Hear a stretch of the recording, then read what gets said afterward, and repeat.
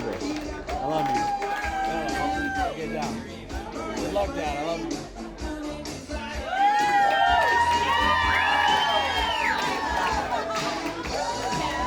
Good job, bro. Higher. Louder.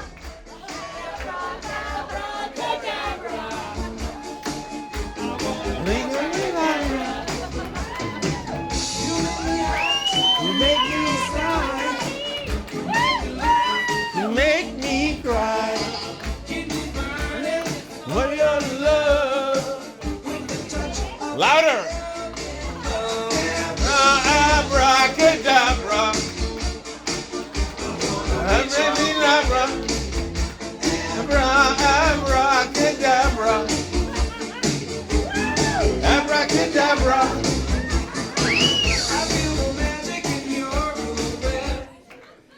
Yeah, you put up.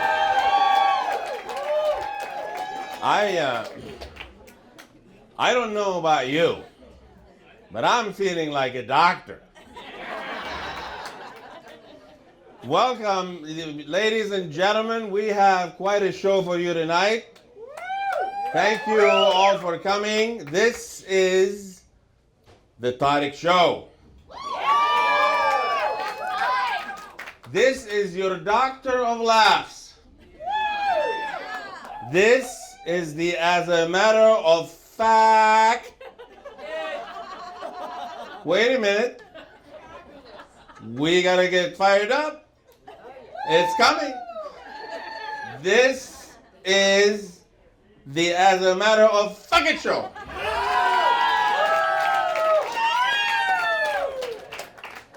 I want to start by saying thank you for Tony and Bo.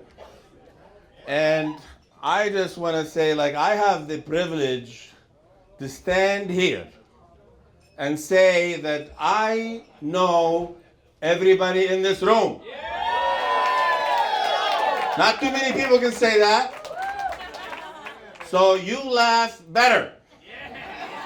Because I can see you. Actually, I can because... There's also, I want to say that there are people in this room that have been with me and the Zangmeister Center for many, many years. I joke with them every day in the office, and that's how this thing got started. Hello to the Zangmeister people. My friends, my Egyptian friends right there, my group, my kids, and everybody else. You know, there are people you cannot name. You know, like, you know, your relationships, you cannot do that. Situationships, you can. So, everybody else. So true. This is the Tarek Show. This is a story about my journey. This, you know, kid that grew up in Lebanon, in the hills of Lebanon, so a Lebanese hillbilly, so I am a hillbilly Lebanese. I'm a hillbilly Lebanese. So it's the hillbilly from Lebanon. This is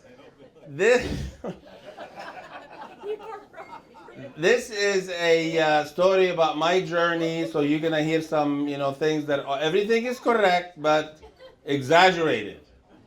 And so I talk about myself, which I like to do. And so, you know, thank you for all for coming here. This is the third launch. We've done 2 launches at the Crescent, and this is the third one here from at the Victories. So Victories is back. Now we know who's older than 50. There you go. So there is a jargon that you need to get used to for hillbilly Lebanese people. You know, when I say we, that's me. When I say you, that's me. When I say us, that's also me. There is no you guys. We are going to the mountains. Oh, you guys are going to the mountains? There is no you guys. It's me and me. So remember that. It's everything. If you remember everything is me, that's good. So, yeah, and so I'm a hillbilly Lebanese. And, I got excited a little bit here. So this is welcome to the 8:01 p.m. show. I don't know if you've seen the flyer. Everybody asks me, like, why do you have 8:01 p.m.? I'm like, really? But there's nothing to it. I mean, if you go to the shows, they're always like 8 p.m. or 7 p.m. or 7:30. It's never 7:15 or 7:60. It's always like, these, like, I don't know. I mean, nobody shows up on time anyway, and nobody starts on time. Your doctor is not on time, so why would you want to be? So, but the real reason behind the 8:01 p.m. show is like this is the first show of the next 60. And so the next one is 8:02, and then 8:03, and then all the way down to 8:60, which is 9 o'clock. But 8:60 is a better number because it's the angel's number. 8 for karma, 6 for gratitude, and 0 for force. So I am forcing my jokes on you tonight. There you go. I am hoping for your best karma, and I'll be very grateful.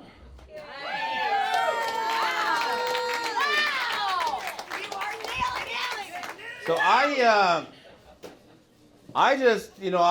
just turned 61 years old. No. And I'm only 26 days into it. It's not fair, when you pass the 60s, if you're 40, who cares, or 20. But, we, at 60 years old, we don't want to get to the end. I think they should make it like 61 minus. Exactly. And 61 plus. That guy that is 364 days plus 61 cannot say that he is 61. No. He has to be 61 plus. So I'm 61 minus, 26 days into it. But I don't know about you, okay? The worst thing about birthdays is birthday wishes. And you gotta just like the birthday wish, and they give you the candle, and you gotta get the wish. I'm like, there's no time. And then what are you gonna wish for? Like, oh, I wanna be happy. Well, you've done it 60 times you've done it. It's like, oh no, you gotta be happy. Like, and blow the, no. This is the birthday wishes and passwords. These are so, like, they gotta change the password. Like, and you don't, no. This is like, but it's just, at age 59, okay, I shaved my head. And at age 60, I started doing this stand-up. If at 61, if this is not going to work out, I'm going to grow my hair back. It looks great. But I think, my biggest fear is that you guys walk out of here and say that this show has gone 1 year too long. And so, but it's okay. No. It's okay, I know you. I see you. But I think my best age is yet to come. It is age 20. Yeah, right. It's age 68. You know why? Because the next year after it is age 69. And if I can't do 69s, I'll do 96s. You can flip it. If you don't have the power. No. 96s at 69. So I travel a lot, okay? I travel a lot, and people say, oh my God, you travel too much. And I'm like, yeah, I travel because I travel to collect information. I travel overseas. I collect information about, monuments, food, religions, bikinis. And, I travel a lot. And then this last time I traveled to Istanbul. And, I went to the Museum of Topkapi. This is a true story. Everything I say is true here. And then, I was with someone, and she's like, "You want to go to the museum, baby?" I'm like, "Yeah, yeah, we can go to the museum." I mean, men don't like to go to museum a lot. But what are you gonna do? If you don't go to the museum, you don't get to travel.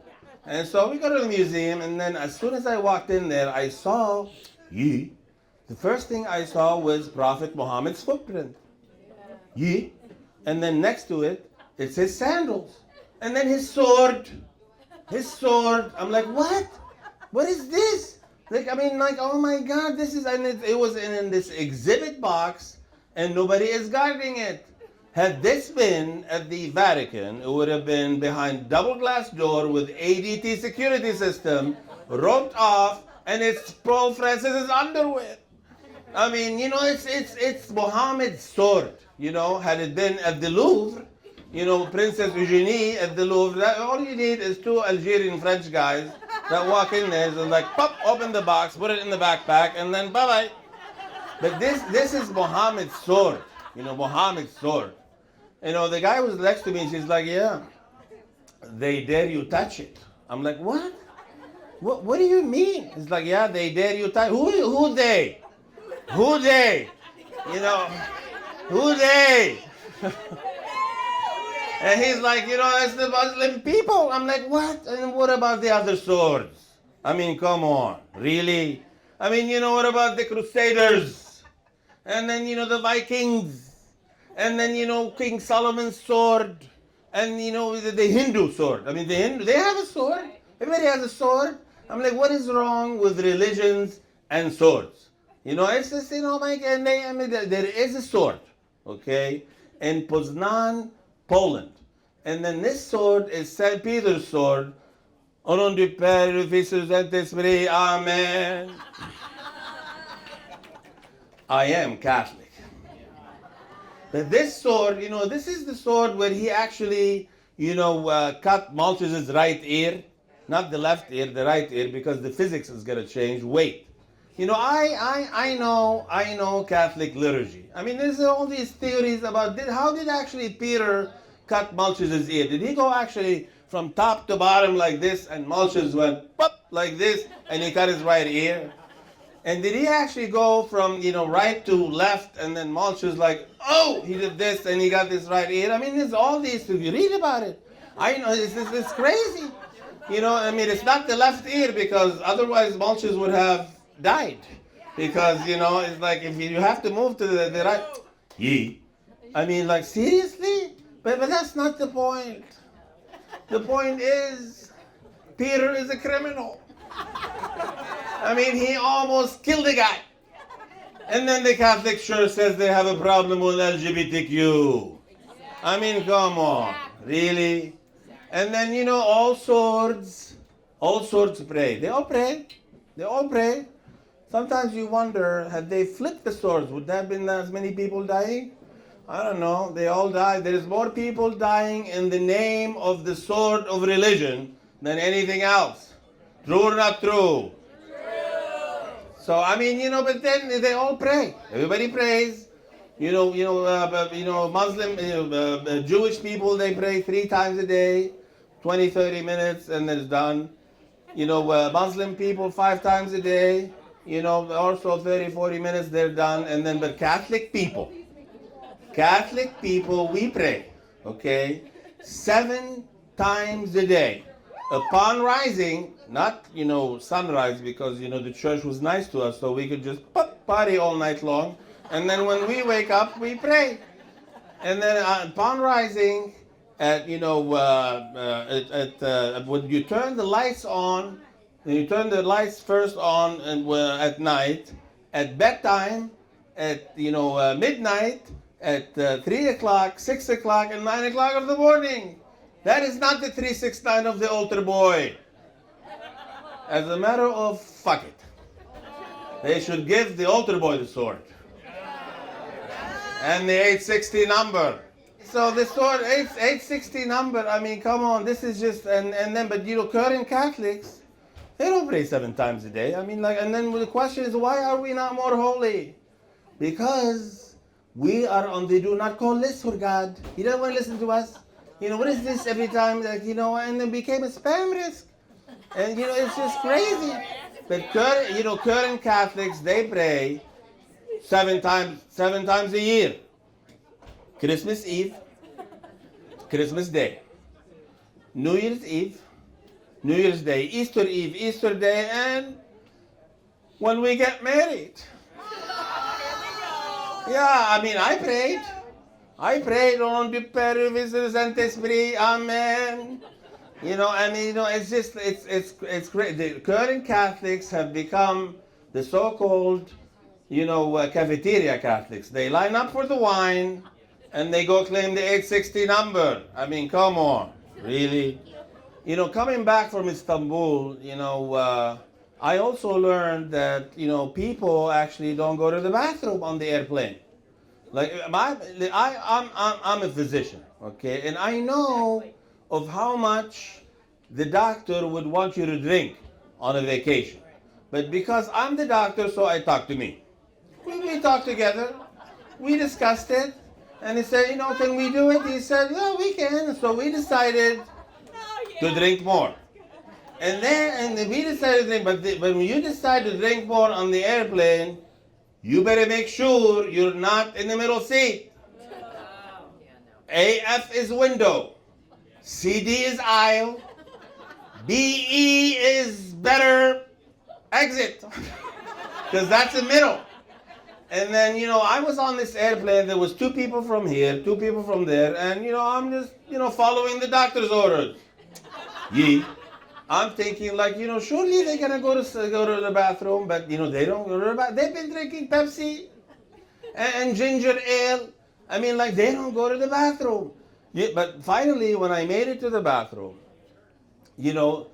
I realized that there's 300 seats on that airplane.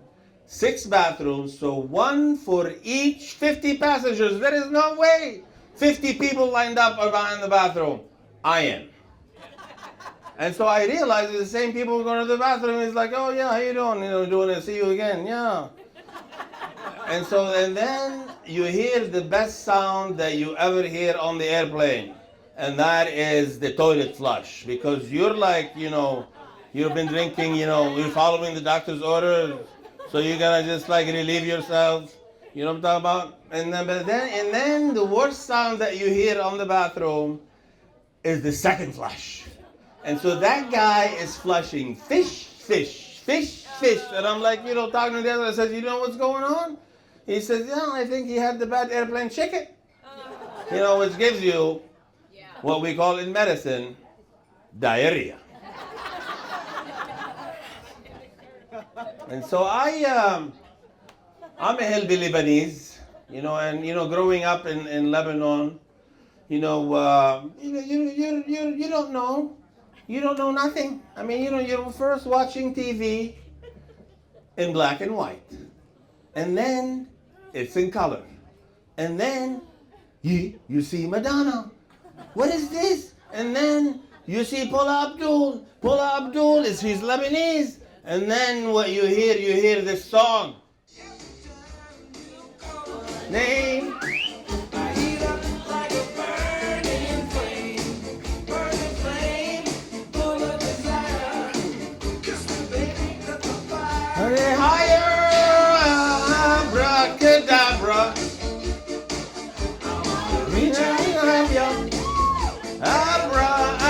Abracadabra. Yeah, and if this doesn't mesmerize you, I don't know. I mean, I just what? This is what they call the American dream. And I'm this is what I want to go. And so you start preparing for it.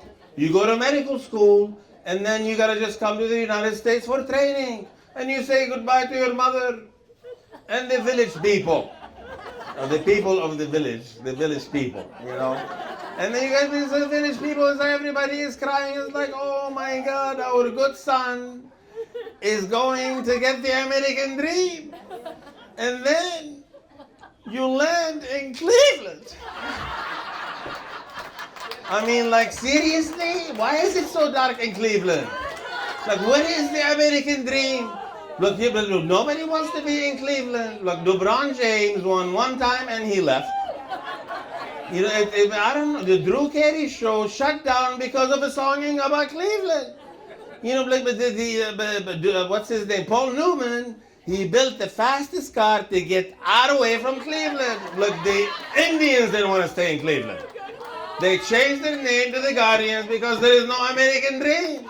I'm like, come on, but you know what? Your family is waiting, and you cannot fail them. You gotta just like, what are you gonna do? You end up you find yourself in a motel by a Walmart parking lot. And then this is the American dream. You go in there, and the receptionist, she's got these long nails of a coffin, and she's like, what is your name? I'm like, you know, my name is Tarek. What are you doing here? And I'm like, I don't know. I'm coming to Cleveland Clinic, but you know, this is not the way Cleveland. This is not the American dream. But what are you gonna do? You know, and then you gotta just work with it because they're depending on you back home. The hillbilly Lebanese. There is other hillbilly Lebanese. You know what I'm talking about? They're depending on you on home, and then so you just like, and then they take you to Mr. Kroger. And all you want is buy cornflakes. And then they take you to the ice cream aisle. I mean, the cereal aisle. And you're like, yeah, what is this? You know, Kellogg's, Post, and Cheerios and Kashi. What is Kashi? Never had Kashi in Lebanon. I'm like, seriously? And then what is so many choices? Then they take you to the ice cream aisle, and all you want is chocolate. And there is 24 kinds of chocolate in America.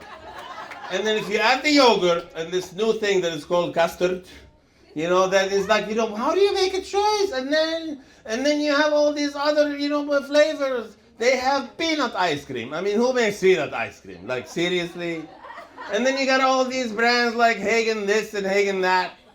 And, Baskin Robin, or Basket Robin, whatever that is called. And then they have Magnum ice cream. Look, I thought this was a condom. I mean, come on, really? I mean, this is just like, and then there's so many choices in America. It's like, why are you so confused? Yeah, Habib, I was fine before I came to America. What is this? There is too much. And then you gotta go home. And you look at your, your directions home, and they say, go south, go north, go east, go what? Look, all we had in Lebanon is right and left. There is no such a thing. And then you get on 270.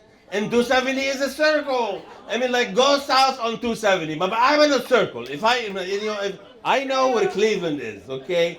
If I'm facing this way, that's Cleveland, okay? And that's north. And this is Chillicothe, so that's south. And then west is on the right. But it takes time to think of it. You're in the car going on, and it's like, and then so you exit in the wrong exit, and you're right back in. And so, it's crazy. Like, if you exit the wrong exit, you're back in. No, this is crazy. This is like, oh my God. Oh my God. I still get confused in America. And then, it was a journey. Like, you come on Air France, Air France to de Paris à New York. And then, vous atterrissez au New York. Bonjour, mesdames et messieurs. Bienvenue à New York. La température dehors est 0 degrés Celsius. Yeah. And then you get on Continental Air. And then you land in Cleveland, and this dude, the steward dude, he's like, I don't believe. No. And then, you land there. My brother and my cousin were living here. So they pick me up, and they say, you want to go to McDonald's? Let me go to McDonald's. Let me go to McDonald's. No, we don't have McDonald's. I said, what do you want to eat? I was like, I want chicken. And so, okay, we didn't make chicken. What is mixed chicken? I mean, these names. And then you go to the hospital, and they have computers. I mean, oh my God, what is this? This is great. I mean, and then computers, they have passwords. Passwords and wishes. These are the things that I can never really. Yeah. And so you come here, and then what are you gonna do? You're gonna achieve the American dream, but there's some good things about the American dream. Is going to the bars. You know what I'm talking about? Going to the bars. And so my brother and my cousin says, "Oh, do you want to go to the bars?" "Yeah, I want to go to the bars. I want to go to the bars. So we go to the bars, and I'm talking to this girl and that girl, and nobody is talking to me. Why? What's going on? I see my cousin. He's like, what? They're already making out. Like, this is crazy. And I'm talking to this girl. There's one thing about me. I'm not shy. Okay. I just go right to it. It's like, hey. But nobody wants to talk to me. So my cousin comes in. He's like, what do you tell them? And says, he's like, I tell them I'm a doctor. He's like, no.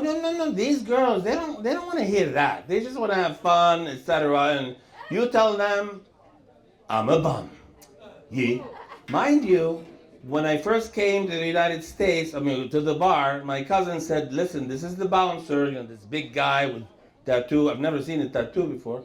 And, it's like, I'm thinking, but there is a language barrier. And I'm thinking, bouncer, bum, maybe it's the same thing. I'm a sexy guy. Yeah. And so I walk up to the next girl and I said, I'm a bum. But I'm a doctor. But that didn't work.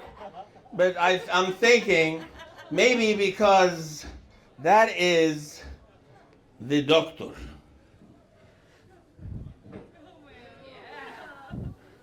There you go.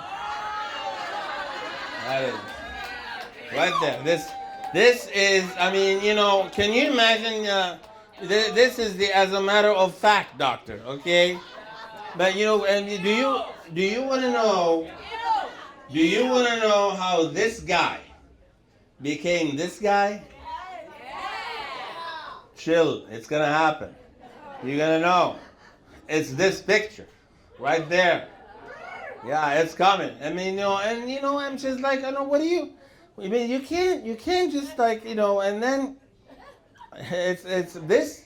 I'm a hillbilly Lebanese, coming from the, and going to the bars like this, and it's okay, but it's this. I'm a hillbilly Lebanese who's Catholic, right? And so, and I don't know if you know anything about Lebanon, but Lebanon is split 50-50. 50% Christians, 50% Muslim.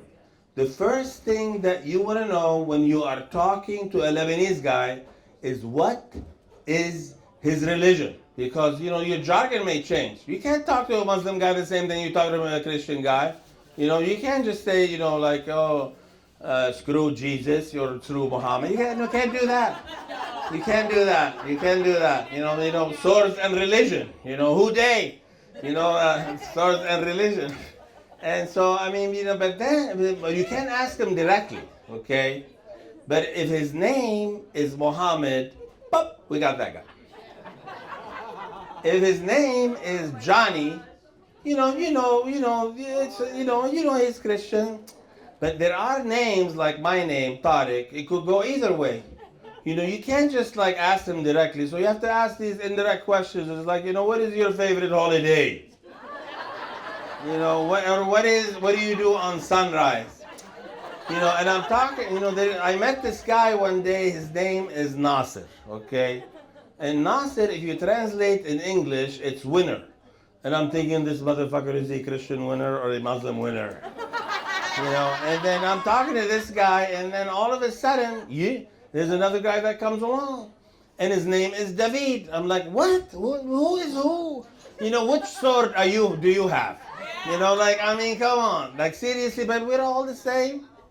We're all the same. We all, worship the same God. Sometimes he's on the left, sometimes he's on the right. It's okay. You can put the sword on the right or the same thing.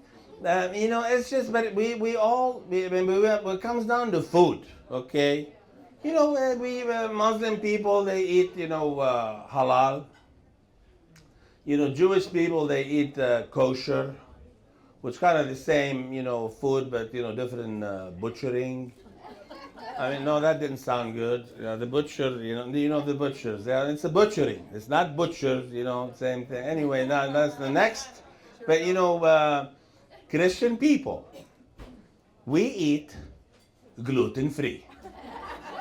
And then if you're Catholic, you add some alcohol to it, and you're just like, ah. And then we all pray. Everybody prays. Muslim people, they pray up and down like yoga. And Jewish people, they pray on the Western Wall, lift their hands up as if they're lifting weights. But Catholic people, we kneel, we stay kneeled, we close our eyes, and we tilt our head, hoping for the money basket to pass. So yeah,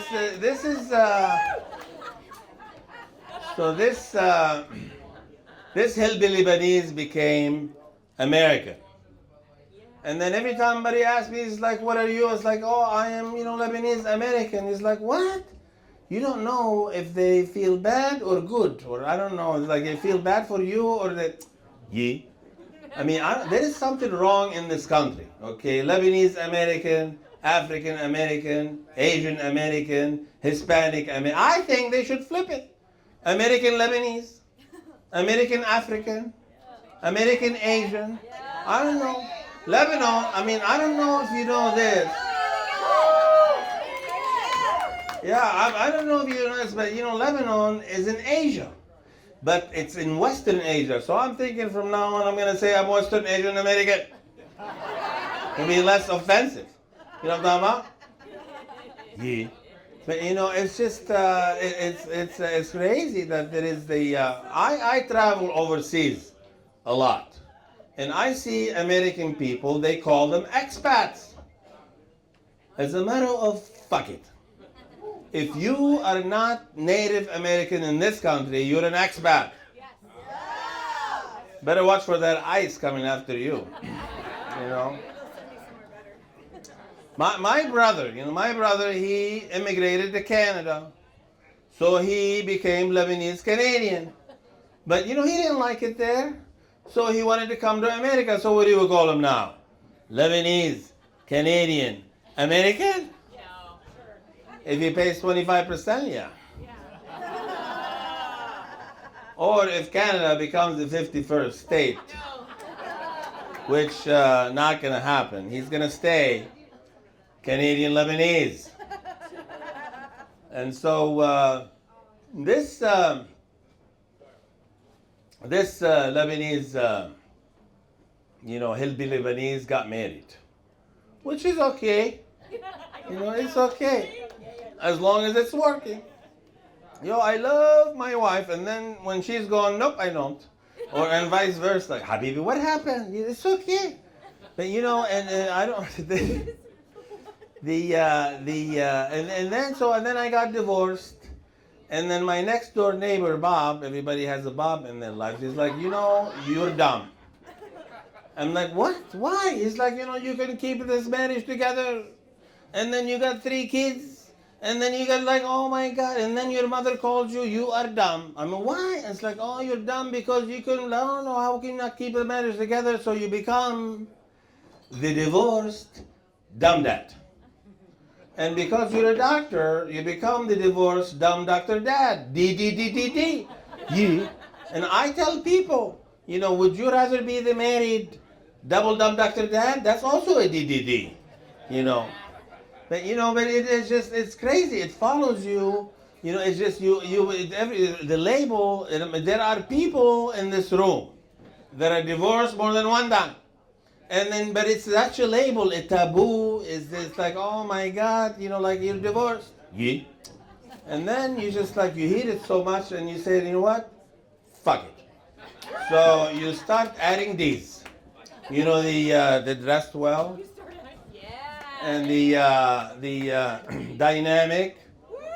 The dancer. Yeah. The desperate for double D's. And then, and just you go with it. It's okay. It's a D thing. But the problem is divorce. This divorce thing follows you to the application. Like if you're filing an application, health form application or passport applications, you say, are you single? Are you married? Are you divorced? Are you a widower? Ye. Why all these questions? I think they should combine married and widower because she can kill you sometime. And you become the widowee, which there is a proper noun, widowee, which is the Widowee Lake in Alabama, which means old water. So she can drown you there. I mean, the widowee, and then single. Like, oh my God, say, are you single? Yeah, I'm single. How long you been single? Oh, it's been a while. What is wrong? Anything wrong with you? No, I'm hillbilly Lebanese. I don't know. There's nothing wrong with me. It's like, and then the most important questions that comes all this stuff, like, are you monogamous? Ye. Yeah, I am monogamous. I am always monogamous on the first night. That's it. So, I mean, the widowee.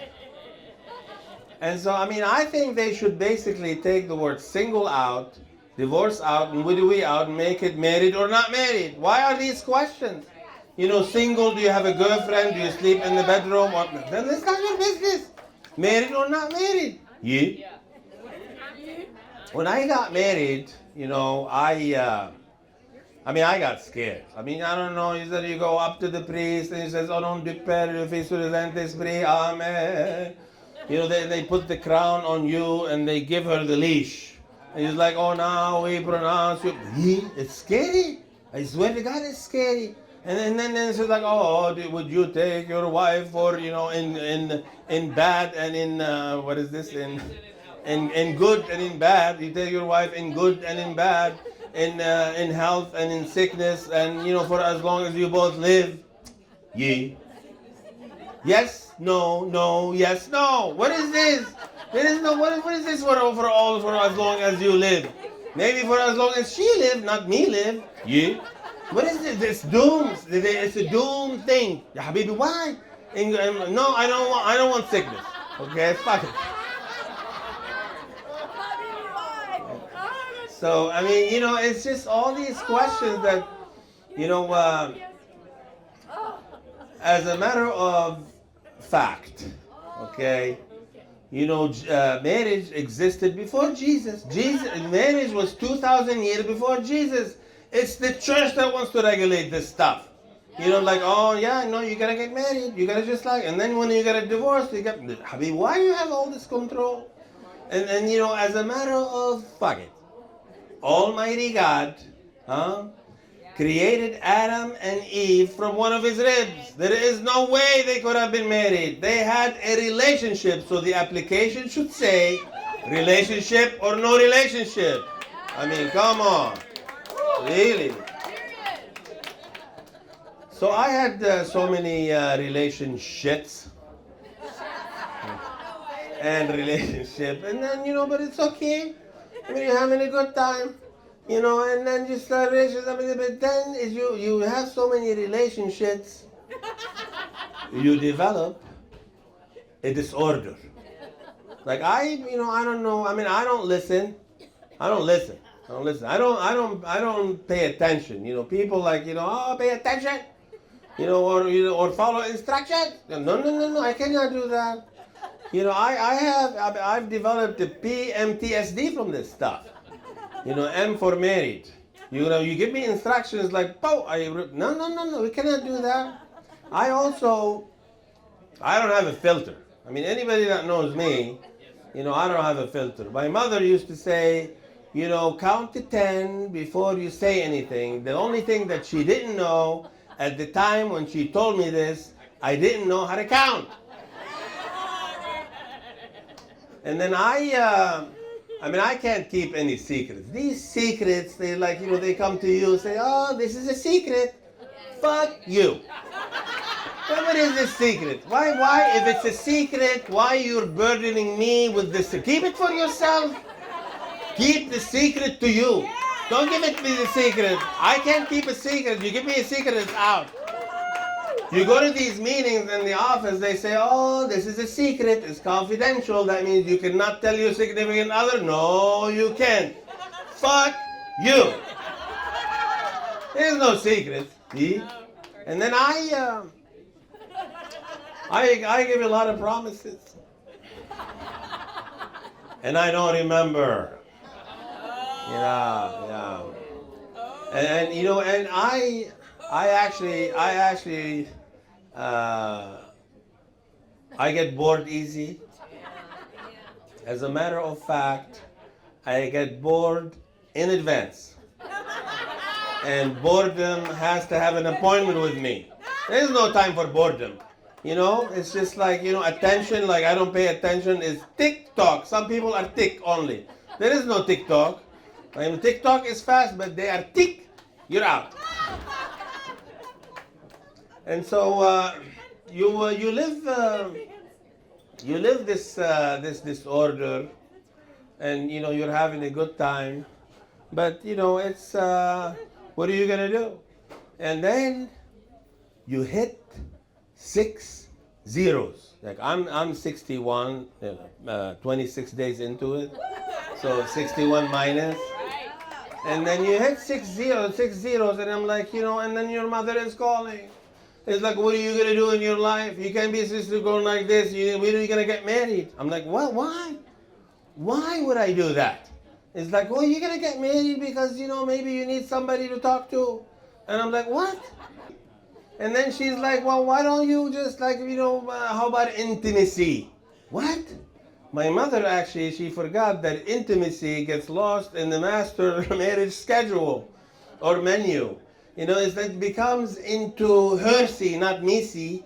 There is no intimacy in marriage. That's my experience. I don't know. And then, you know, and then they say, well, you know what? Why don't you get a prenup? Yeah. No. A prenup is for the money. What marriage needs is a spousal operations manual. There is 2 things in life that needs a spousal operations manual. Raising a kid, it's not an instinct. It's not like, oh yeah, it's an instinct. You know, no, ya habibi, you don't know how to raise a kid. And the spousal operations manual. But if you guys, if you want to be happy, you know, don't get a prenup. Don't get a prenup. Don't get a spousal operations manual. Get yourself a sword. That's what you need. Yeah, that's what you need. Yeah. And so, but in life, you know, you go through these, phases. Like in your first, 1 zeros, you know, all you're worried about is, you know, which toy you're gonna play with, and when you're gonna stop listening to your mommy. And you know, and then in your 2 zeros, you know, you discover that you have another toy, and you're not the only one playing with it.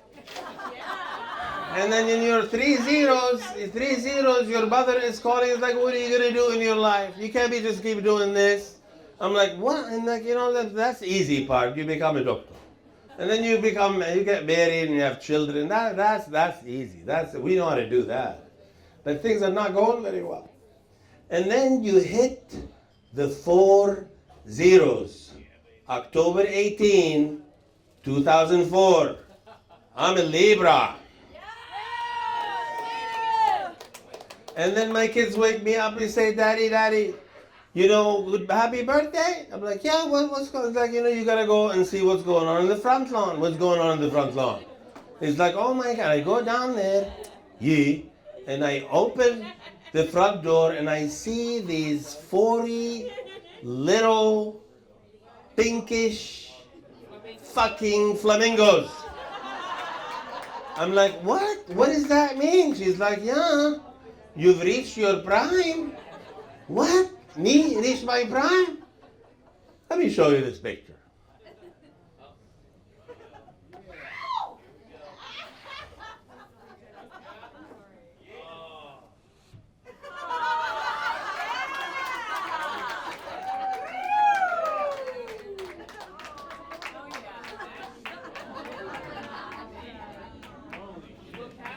Does this guy look like he reached his prime? Huh? This guy looks like he's Asia Prime. Look how happy. We flew in to wish Tarek a happy birthday. Fuck you.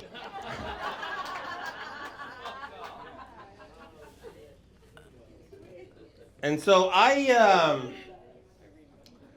October 18, 2004 is actually is when the curse of the Bambino was broken. Babe Ruth, when he was traded from the Red Sox to the Yankees in 1919, I think, he got angry and they say that he cursed them. They couldn't win a World Series until David Ortiz, on that date, October 18, 2004, hit that home run that made him win the game against the Yankees, and they end up winning their first World Series after so many years of drought. And so I cursed that flamingo. I'm not gonna reach the peak. Yeah. I took that flamingo at age 50 and I flew. And then I'm like, and then I hit 50 and I got divorced and I got the BMW going collecting information. And then life is good and everything is, and then they hit the 6 zeros. Then you hit the 6 zeros, and then, I'm like, and your mother is calling you, and like, you cannot be doing this all. You gotta just like, somebody is like, when are you gonna have somebody to give you these tablets when you're passed out? My daughters are calling, is like, Dad, I think you've had enough. Well, I'm okay. My disorder is working. And like, oh no, now you gotta have, but then, you're basically getting old. So, just like, whatever. It's just like, my daughter said you gotta get on the dating app. Yeah. Me? My phone is a dating system. I'm like, no, you gotta get on the dating app. And so, what are you gonna do? You get on a dating app. The problem with the dating app, at 60 is that you have to basically maneuver the dating app so you can get as many dates, because nobody wants you at 60. And so the first question they ask you is like, do you like pets or no pets? I don't know. I mean, I like pets. I mean, I love pets, but my relationship with pets is like relationship with grandchildren, which I don't have, and so there is no pets. And it's like, but if you put down that you don't like pets, you're out. There is nobody wants you. Everybody wants pets. Yeah. And so you put down that but the problem is there is a drop down. Do you like dogs? You like cats? You like chicken? I'm like, what is this? Yeah. I dated this girl, okay, and then she had an iguana. And I'm like, you like my iguana, baby? I'm like, yeah, I like your iguana. It's okay. How long do they live? They just like, they live 30 years. I'm like, I don't know, I'm not sure about that. And there's like, kill the iguana. No, we cannot do that. No. Give him some chicken, maybe. Get diarrhea. Diarrhea, iguana with diarrhea, yeah, they don't last, because, Anyway, airplane chicken. And then, so you put down that you like pets, and then the next question is, what is your religion? Yeah. What are these? You have, Christian, Muslim, Jewish, and Buddha. Although Buddha is not a religion, but it should be. And then it's just but I'm Catholic, okay? If you put down that you're Catholic, you're out. Nobody wants you. And Catholic, maybe even 5 or 6% of the people. No, you're out. Yeah. And then you move on.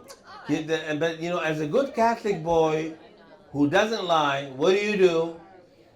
You lie. And you put down that you're not Catholic. And then the next question is like, what is your ethnicity? Yeah. Are you white, black, Asian, Hispanic? I'm Lebanese. There is no box for Lebanese. There is no box for Lebanese. There is a box for others. If you put down your Lebanese, a box for sexy. yeah, he'll be Lebanese, sexy, he'll be Lebanese. If you put down your Lebanese, you're out. And so, but as a good Catholic who doesn't lie, what do? You put down that you're white.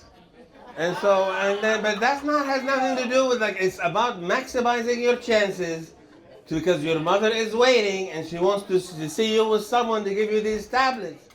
Yeah. And then then the other one is your age group. What is your? But there is. No, I'm 61. Okay, I'm not gonna date anybody that is more than 60. Okay, I have some leverage. There is a cursor. Okay, you put that cursor in at 60, and then you start going down. The pictures start flopping. And then their faces are getting better, less Botox, huh? Less gray hair, and their bodies are improving. And you drop the cursor at the age of your daughter. No, older than your daughters. Older, yeah. Yeah, it moved because you got older. So it keeps on dropping. And then, these activity things like, oh my God, activity, like, they have horseback riding, mountain climbing, and then, whitewater rafting, I don't know. If you don't put down activities, you're out. And so I figured to maximize my chances, I checked them all, and I figured if they ask me, I tell them I threw my bag out. And then there is so many questions about alcohol and tobacco, and you gotta be careful because some people say they don't smoke, and then pop, they light up a joint. I mean, like so. And then the last question is about the music. Yeah, I speak four languages. I speak English, I speak French, I speak Arabic, and I speak the language of fuck it. I'm not gonna listen to any music that I understand the lyrics. What is this? Oh my God, I love you. You remember when we went on the sunset? They get you some chagrin and you cannot concentrate at the problem at hand. You guys like, oh, you start remembering your ex and your ex and no. You gotta start listening to music that you don't understand. Spanish, Chinese, or Korean, Japanese, or the best one is Russian Italian. Yeah, Russian Italian music. You know what I mean? But the problem is, you can't do that because nobody listens to it in this country. So you gotta check and then make sure hope for the best that they don't. And then you push the button, and it goes, and then it goes, and then you're waiting. You're not getting any likes, and then your daughter is calling. It's like, what are you doing? I'm like, I don't know. I'm just training jujitsu, trying to increase my chances. And then I'm like, this is Dad. She said, Dad, let me look at your profile. She looks at my profile, and it's just too good to be true. It's just not. I mean, it's too good to be true. I don't do guys stuff. Guys stuff, like fishing. I can't put the fish in the thingy. No, I can't do that. And then I can't. I'm in hiking. Like I went hiking one time, and then I saw how the people coming down the hill. And I'm like, nope, I'm not going up there. And why? And then, I'm not a casino guy. I got kicked out of the casino 3 times. I mean, like I don't do guys stuff. I mean, just like it's ridiculous. I think what the dating app is lacking, they should have a category for are you funny or not funny. You could be dating the best. What's that thing? The paddleboard guy. With the best abs. I've done that one time, by the way. With the best abs, and then he's boring. This is like what? No. What is this? I know how to make people laugh.